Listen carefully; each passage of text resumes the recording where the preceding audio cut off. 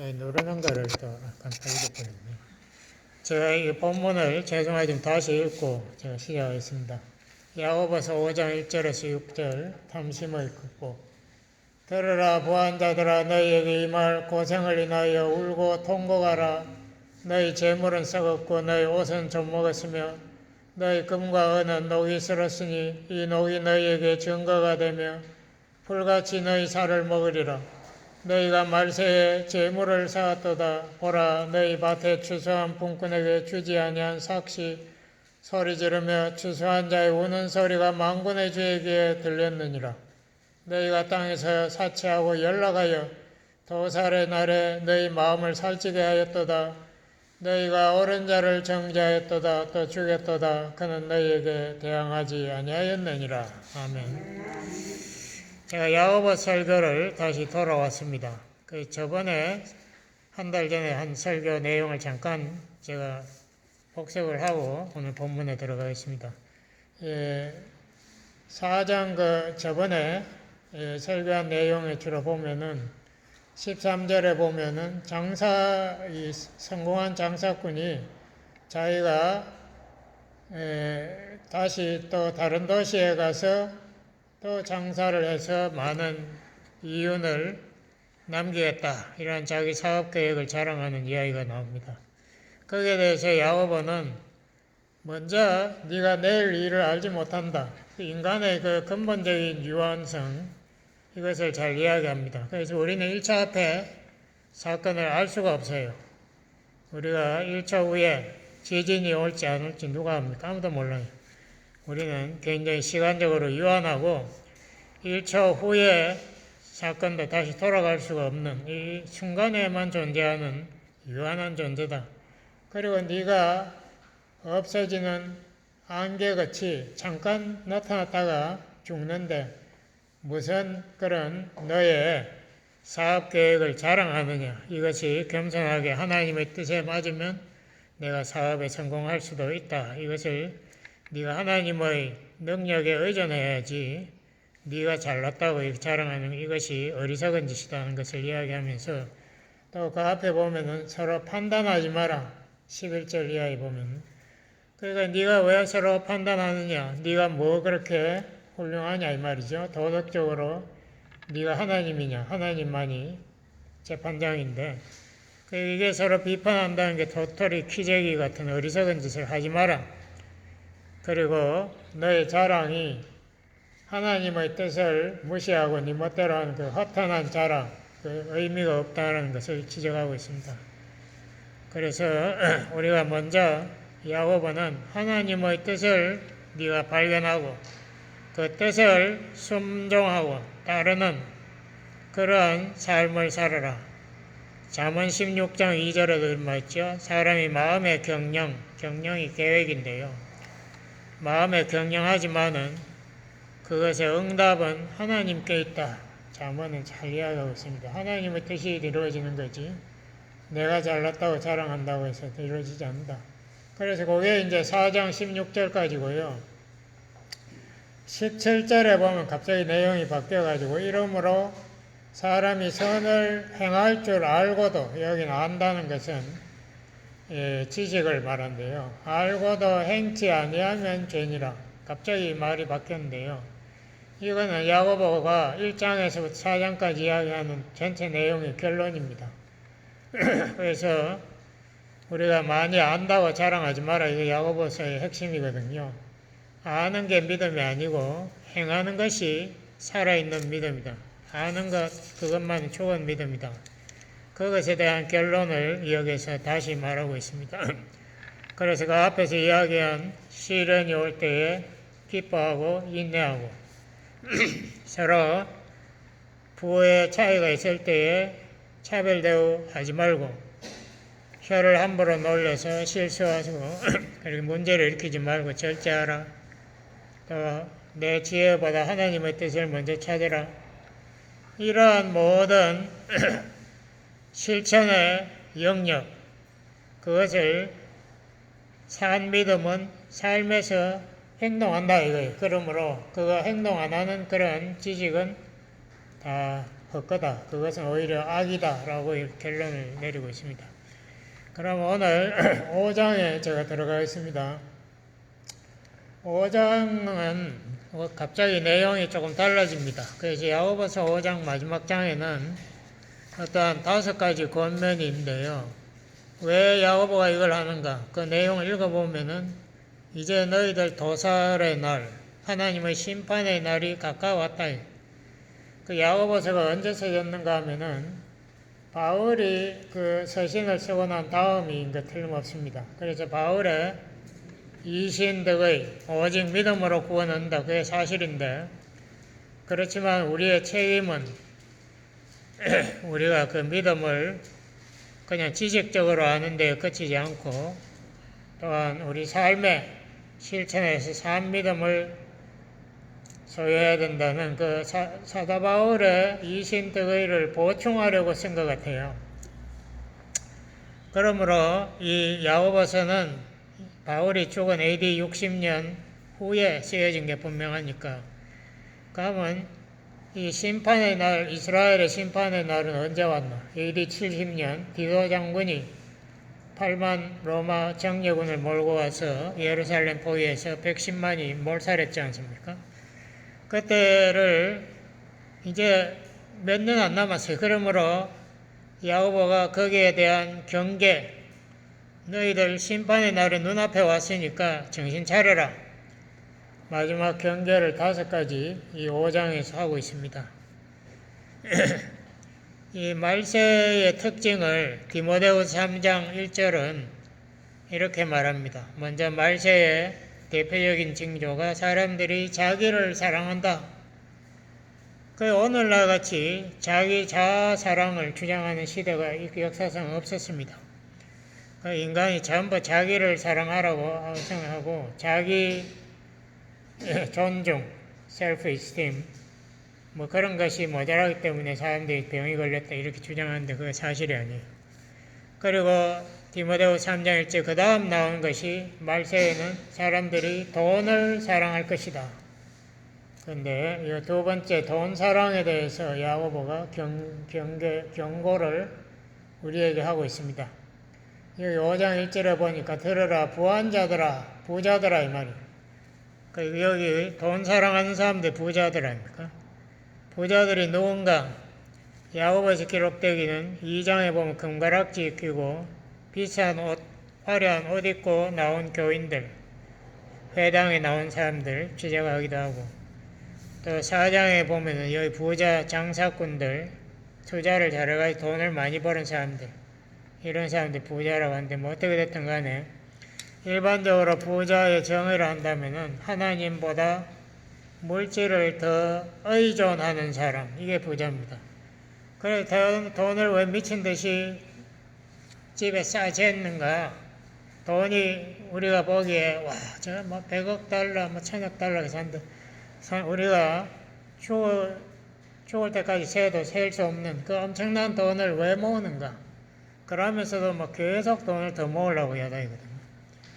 이 사람들이 돈을 의존하기 때문에, 하나님과 돈을 더 의존하기 때문에 돈을 모으는 겁니다. 이 사람들의 궁극적인 신앙이 뭔가 하면 자기가 가진 이 재물이 자기의 미래를 안전하게 보호한다. 그리고 자기를 계속 성공하게 하고 사람들에게 자기의 명예를 만들어준다고 믿어요. 그러므로 돈을 하나님보다 더 숭상하기 때문에 돈을 모으는 겁니다. 그렇지 않습니까? 그러면 자기 자손들까지도 먹고 뭐 돈 안 벌고 그냥 먹고 쓰기만 해도 얼마나 남을 수 있는 그런 돈을 왜 돈을 더 모으려고 그러거든요. 계속. 제가 전에도 말씀드린 미국의 황금률, 골든 룰이 뭔가 미국 교수가 저한테 가르쳐 줬어요. 미국의 황금률은 골드, 금을 가진 사람이 룰, 다스리는 그게 황금률이에요. 미국에서는 돈이면 다 통한다. 제가 중국에 가니까 똑같은 소리 하더라고. 우리 중국에 법이 없어요. 돈이 법이에요. 돈만 가지면은 안 되는 것도 되고 되는 것도 안 된다. 다 돈이 다 해결한다고 그래. 돈이 열쇠로 똑같은 이야기야. 이 말세에 돈이 모든 것을 해결한다고 착각하게 만들어요. 하나님을 더 이상 믿지 않아요. 우리가 이런 말이 있습니다. Seeing is believing. 이게 보면은 이거 확실히 알 수 있고 믿을 수 있다. 이거 이제 과학자들이 본래 이야기, 경험주의 철학자들이. Seeing is believing. 머릿속으로만 자꾸 관념 철학 생각만 하지 마라. 이성적인 생각 그게 중요한 게 아니고 눈으로 보고 검증해야 이게 사실인 걸 알 수 있다라고 주장한 게 거기서 과학이 나온대요. 거기서 그걸 비웃으려고 사람들이 이런 말을 만들었더라고. Seeing, 보는 것이 is wanting, 보는 것을 우리가 소유하고 싶어 하게 된다. 우리 한국말도 그게 견물생심, 눈에 보면은 가지고 싶어지는 게 인간이다. 그렇지 않습니까? 어린아이들도 옆집에 데려가면 그 집에 장난감 있으면 막 끝까지 그걸 자기가 가져가려고 그래. 보니까 욕심이 나는 거예요. 재물도 마찬가지입니다. 돈이 없는 사람은 차라리 나아요. 돈이 조금 가진 사람들이 돈을 더 가지려고 막 피나게 싸웁니다. 그래서 돈을 더 움켜잡으려고.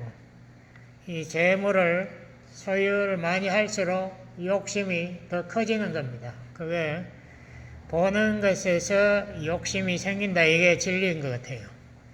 누가복음 12장 15절에 보면 예수님이 그러세요. 너희들 모든 탐심을 물리쳐라. 탐심이라는 게 뭡니까? 탐심. 만족을 모르는 욕심. 제가 사전을 찾아보니까 그게 잘 써놨더라고요. 만족을 모르는 욕심. 이게 탐심. 제가 보기에는 그만하면 충분히 먹고 살고 자식들에게도 막 넘겨줘도 충분하겠는데 뭐 그렇게 욕심을 부리나. 이 탐심이 있으니까. 더 가지려는 욕심. 그 미국의 그 대부자 록펠러 석유 해가지고 돈을 엄청나게 벌었잖아요. 지금 뭐 $1,000억 훨씬 많이 벌었다. 록펠러가 죽을 때 그런 말 했대요. 내가 돈을 조금 더 벌 수 있었는데 이러면서 죽었다. 지가 돈 죽으면서 1불도 못 가져가면서 돈을 더 벌어서 뭐 하겠다는 건지 그게 이상해. 그러니까 그게 돈 중독이 되는 거죠. 그 우상의 중독, 도박의 중독, 술의 중독, 담배의 중독, 이 마약의 중독, 인간 이 모든 우상의 중독이 되는 겁니다. 사탄이 그렇게 만들어버려요. 이 돈으로 우리를 미끼를 잡아요. 코로나19가 처음 시작했을 때, 제가 우연히가 샘즈 클럽에 갔는데요. 제가 뭐, 생각도 못한, 거기에서 그 수레 있지 않습니까? 수레를 한 사람이 한 서너 개씩 막 몰고, 근데 거기에다가 막 휴지하고 물하고 이런 거 산더미 같이 쌓아가 나가더라고요. 그래, 미국 사람들이 묻더라고. 저 사람들 무슨 파티하나 왜 저러니? 내가 가만히 생각해 보니까, 이게 이제 코로나 바이러스 때문에 사재기 하는구나. 그래서 저도 그런 생각이 들어가지고, 그 다음날 이제 파도 와가지고, 우리 교회 식사를 하니까 쌀을 사려고 보니까 쌀이 하나도 없더라. 와, 이게 참 사재기라는 거, 그거 보니까 무섭더라고. 동물들은 배부르면은 안 먹는데요. 저도 안 먹는데. 사람은 그게 아니에요. 사람은 욕심이라는 게 있어가지고. 먹고 배부른데도 그걸 갖다가 사재기 해야 되는 거예요. 그러니까 여기 야고보가 그랬죠. 네 쌓아놓은 옷이 좀 먹으면 너무 많은 옷이 쌓였으니까 그게 좀 먹었고 금과 은이 녹이 슬었다. 금은 녹 안 쓰는데도 하도 오래 무늬장 쌓아놓으니까 녹이 슬어. 인간이 돈을 사랑해서 탐욕의 종이 된 모습입니다. 탐심의 종. 이 인간이 하나님 대신 돈을, 우상을 섬기는 모습이. 그리고 4절에 보니까 이 재물을 어떻게 쌓는가? 그것도 정직하게 쌓지 않고 최소한 품꾼에게 싹을 안 줘가지고 돈을 쌓아놓는다. 제가 중국에 가니까요. 제가 중국에 사는 게 더 이상 안 가는 게 중국이 너무나 부패하고 엉터리 나라. 이 공장에서 일하는 사람들은 하나같이 최저임금만 받아요. 그 1년에 하루도 휴가가 없더라고. 그냥 1년 내내 일만 하고 정초에 그때 뭐 설날 때 한번 휴가 있고 그때도 돈이 없어서 집에 못 간대. 하여튼 그 사람들은 최저임금밖에 못 받아요. 그러면서도 중국이 그렇게 싸게 팔아가지고 온 세계에 돈을 다 쌓아먹는 나라입니까? 그러니까 이게 착취하는 게 사기를 쳐가지고 착취를 하는 거예요. 제가 가만히 보니까 독재 국가들은 강제 권력으로 돈을 빼앗아요. 중국에 제가 지방에 내려가니까 우리말로 면장들이 전부 벤츠를 타고 돌아다니더라고. 저 사람들 월급을 얼마나 받길래 저렇게 부유하게, 사람들은 전부 최저임금 받고 사는데 어떻게 여기에서 공산당원들은 다 미리 정보를 받기 때문에 땅을 다 미리 사가지고 그 땅값이 오르고 나면 팔아버린다. 그러니까 이게 부자가 안 될 수가 없다고 그러더라고요. 거기서 공산당원 사람이 저한테 솔직하게 설명을 하더라고요. 권력으로 돈을 빼앗고. 그러고 자본주의 국가도 마찬가지. 자본주의 국가는 어떻게 하나? 사람들을 이 기술이나 독점, 정보를 먼저 잡아가지고 사람들보다 유리하게 해가지고 대돈을 버는 거예요. 대표적인 게 지금 아마존 뭐 이런 거, 월마트 이런 겁니다. 중국에 가가지고 무조건 최저임금 만드는 그거 대량으로 수입해가지고 여기 대량으로 하니까 뭐든지 싸요. 그래가지고 전부 싸게 파니까 웬만한 몰에 있는 중간 그 상점 다 문 닫아 자기네들만 그냥 그 보니까 재고도 안 한대요. 얼마나 전부 인공위성을 통해 가지고 연락해 가지고 물건이 모자라면 그 자리에서 서로 연락이 되니까 물건이 그날 도착한다. 그러니까 재고도 안 하고 하여튼 그런 기술을 해 가지고 인터넷을 이용해 가지고 전부 온라인 쇼핑하게 되고 그래가지고 온 이 세상의 모든 장사꾼들은 망하게 자기네들만 떼돈을 버는 거예요. 그래 지금 돈을 얼마나 버는지 몰라. 하여튼 이러한 짓을 자본주의 국가들이 한다 이거예요.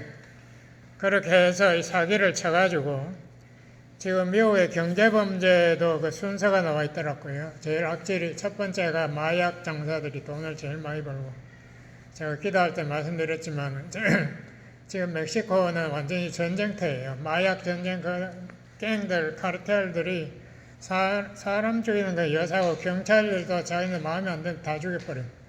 그런데 그 마약 전쟁이 지금 바이든이 국경을 열어버렸습니다. 그래가지고 남미의 사람들이 얼마든지 들어오라. 우리 미국 시민권 주겠다. 앞으로 너 민주당 다 찍어라. 이렇게 하면서 국경을 다 열어버렸기 때문에 앞으로 마약 전쟁터가 미국이 됩니다. 지금 여러분 지금 아직 몰라서 그렇죠. 저쪽에 텍사스나 이런 데 가보세요. 국경지대에 사는 사람들은 전부 무기를 재어놓고 지금 방어하느라고 야단났어요. 전부 무서워가지고 이 갱들이 언제 들어올지 모른다고.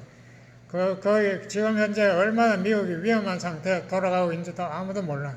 여기서는 그냥 정부에서 돈을 주니까 그냥 우리가 부자처럼 살고 있는데 그것도 언젠가는 우리가 다 갚아야 될 돈입니다.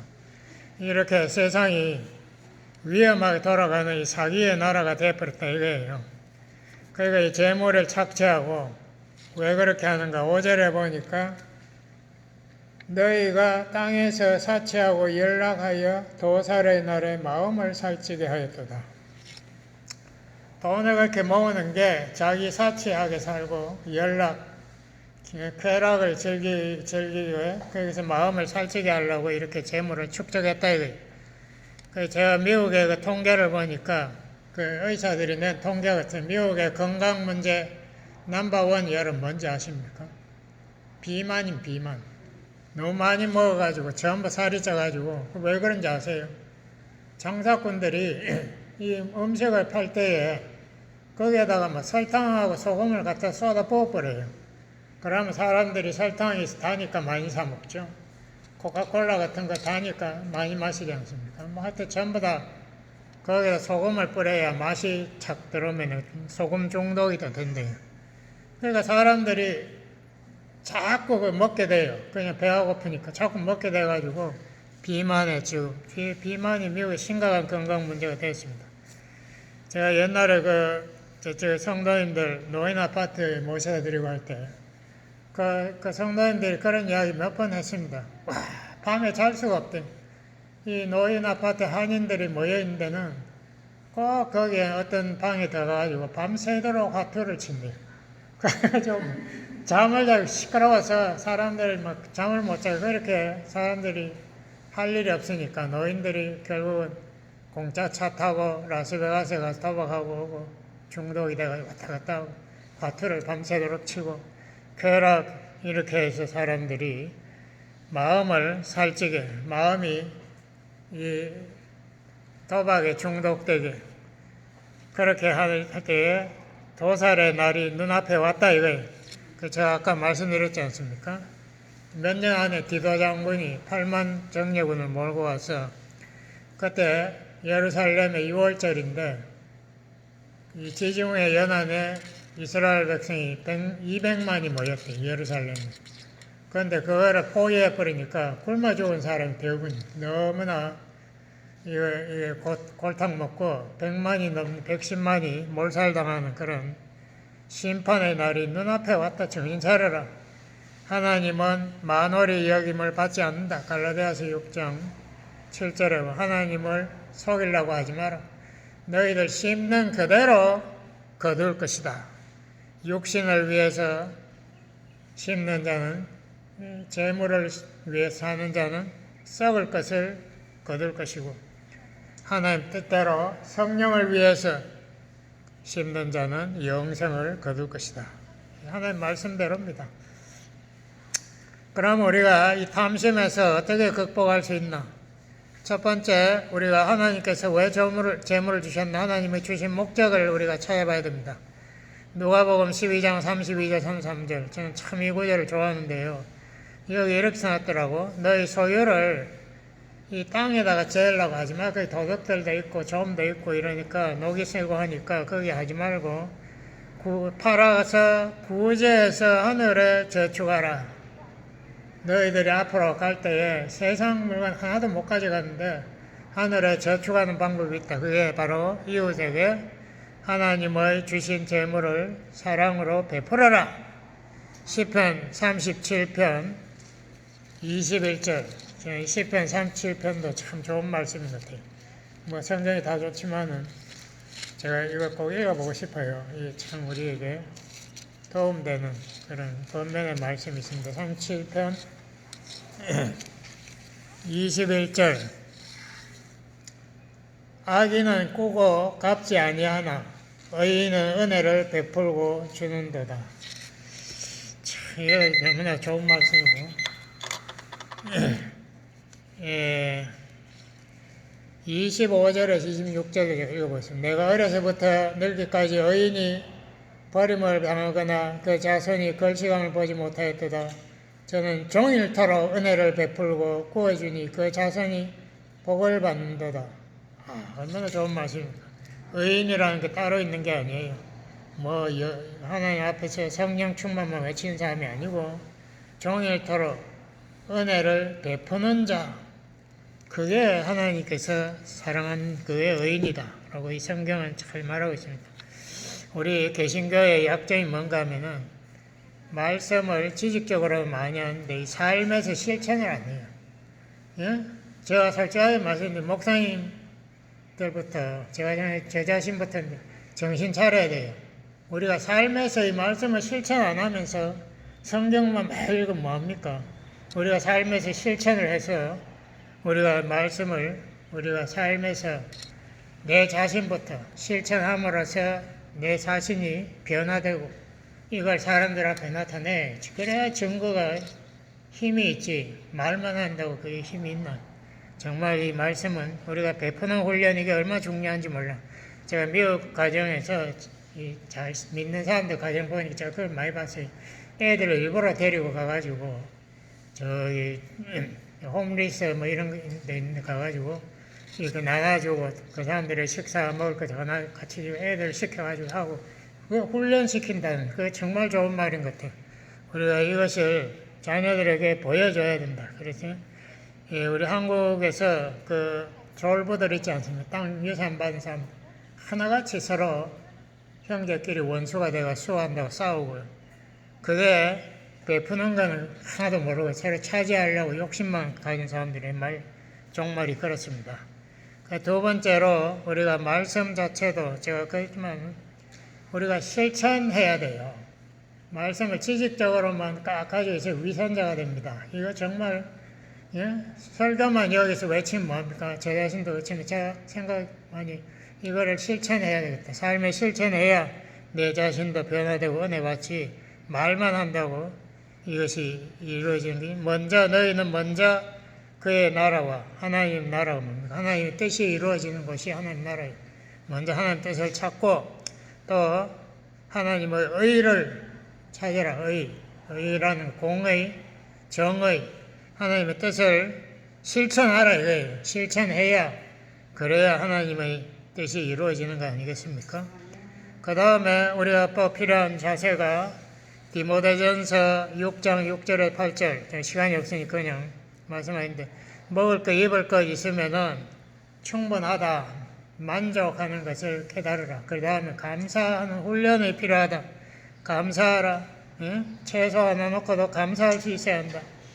디모데전서 6장 9절에 10절 참 좋은 말이 있더라고. 부하려고 하는 자는 온갖 시험과 정욕에 떨어진다. 흔히 목사님들 그렇게 말해요. 돈을 많이 가지고 있는 게 죄가 아니에요. 돈을 사랑하는 게 죄로. 그게 뭐가 차이가 있어요? 돈을 왜 많이 가지고 있어요? 돈 없는 사람이 왜 나눠주지 않고 돈을 그렇게 많이 재는가? 부하려고 하는 자가 이렇게 된다고 했습니다. 돈 사랑하는 자만 시험에 떨어지는 게 아니라 부하려고 돈을 모으려고 하는 자는 온갖 시험과 정욕에 떨어진다. 그 돈을 사랑하는 것이 일만하게 뿌리가 되어서 믿음을 파산한다.